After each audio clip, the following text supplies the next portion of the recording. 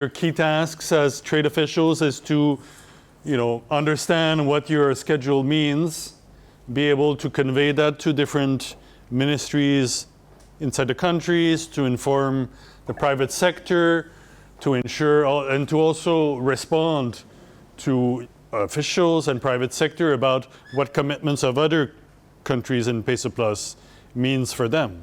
So, all of the theoretical discussions we had this morning, in the end, it's for you to better understand your schedule. So this session is to have a discussion.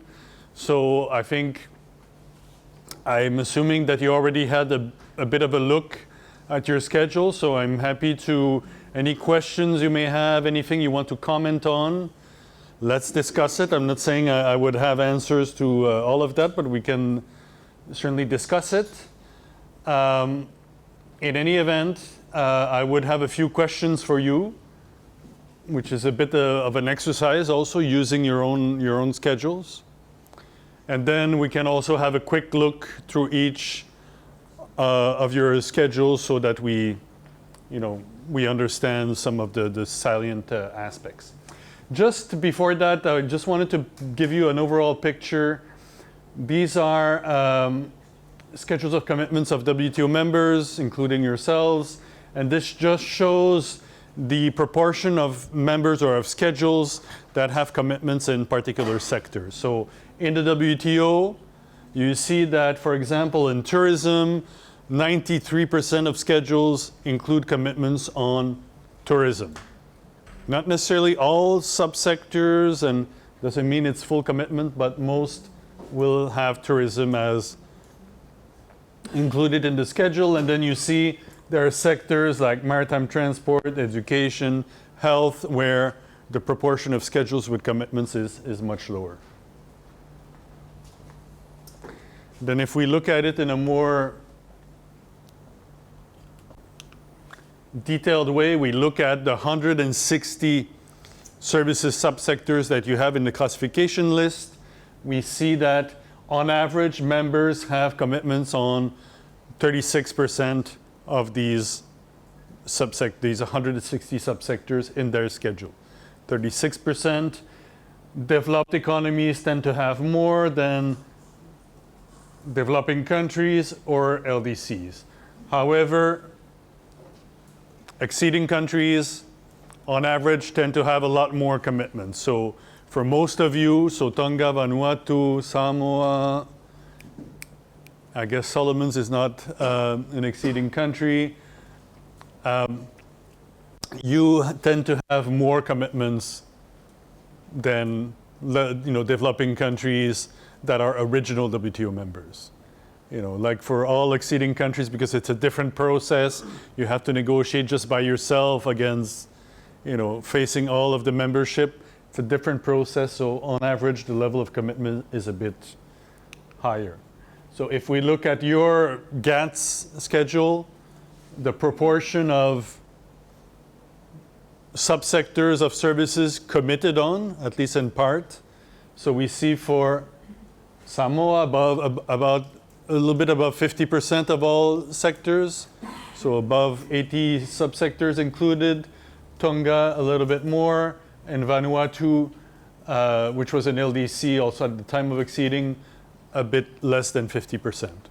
Solomon Islands, less than 20% of sectors included in the schedule, and that's because it's an original member and not a country that has gone through, I think they got the wrong room, Solomons, no?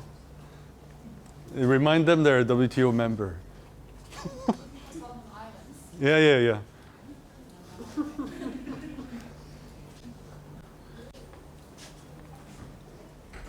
Okay. So in PESA Plus, all of you, of course, took commitments that were a bit improved upon the GATS. I mean, there was no point in going below the GATS because you've already bound to do that, and other parties already benefit from your GATS commitment. So the idea for all of you, like for Australia and New Zealand, was to take some commitments in PESA Plus that went beyond that. So better level of commitment in some cases for sectors already committed, better level of access, or some new subsectors that were not in your GATT schedules. So for Vanuatu, Tonga, and Samoa, it was not a lot, since you already had, fairly good GATS commitments compared to many other WTO members. There's not a huge, difference. So you did make some improvements, but since you already had some good WTO commitments compared to many others, then the difference is not, dramatic. For Solomon Islands, which had very much more limited commitments at the WTO, then the difference in peso plus was much bigger. We lose Solomons or? Yeah, Solomon Islands, they might have gone to town. Huh? I think they're on their way back. We're trying to get a hold of them. Ah, they're not in the other room. No, they're not. Okay. Okay. So anyway, I leave you with additional information on GATS commitments and so on. But now let's move on to discuss your Peso Plus schedules. Okay, so I think you can find, I don't know, maybe you can show where, because it's easier if we open the documents directly from your screens. You can just remind everybody where to find the schedules. Yeah, on the website. Still on the website. So you have on the website the schedules of specific commitments for trade and services, linked to the services chapter. And I think you would also have, I don't know where you put them, but Required reading, on the required reading, schedules of commitment and movement of natural persons. so you also have, yeah. So I think it would be relevant to also look at schedules of commitment of movement of natural persons, and the schedules of commitment for services, where are they? The schedules are in the same document as the chapter. Okay. And list of MFN exemptions? No. MFN exemptions? No.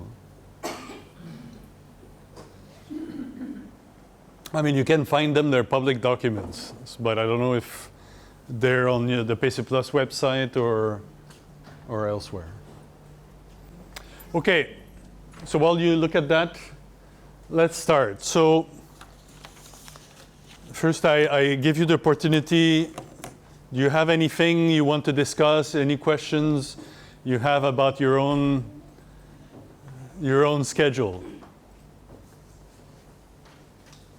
I mean, from what I can see, none of you actually directly took part in the actual negotiation, the Peso Plus negotiation at that time, or most directly in any event. So anybody would typically have lots of questions about what their schedule actually means. So I don't know if anybody wants to just raise some of these questions or want to discuss any particular aspect. Or you want me to ask you questions? You choose. I ask questions or you ask me questions?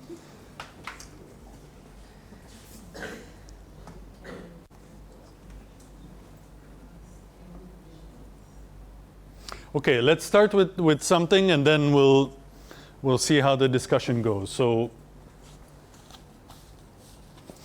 I distributed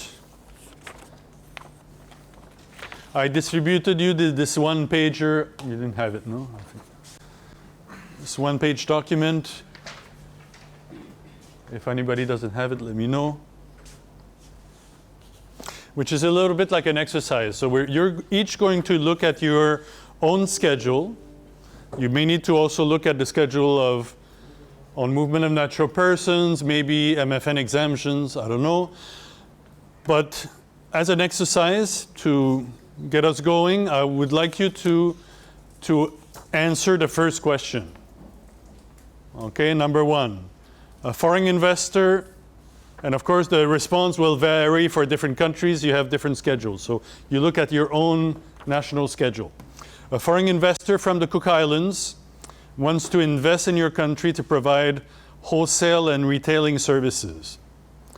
What measures inconsistent with market access and national treatment would you have the right to impose in that regard? Okay, so that's the first sub-question. Then there's a second one. So I want you to look at your schedule, and then I will ask each country team to give me the answer. And then we move to the next ones. Okay? So I give you a few minutes. You have to look at your schedule, the entirety of the schedule, all relevant parts, and then you tell me what's your answer. In the case of your country, what's your answer to that question?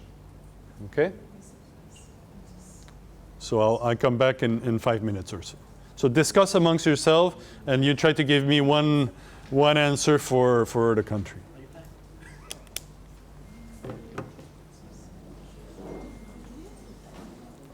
Well, you can have two teams, if you're A team, B team, or...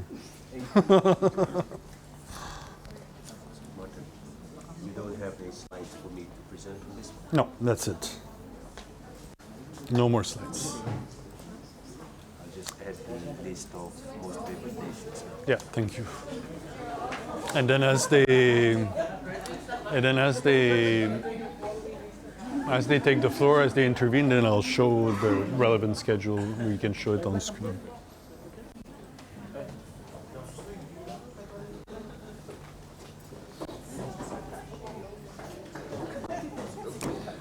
Yeah, it's not fair. Samoa is too big a team. You can have two Samoa teams, There's too many. The unity of the national schedule. But you can, as you wish, organize as you wish.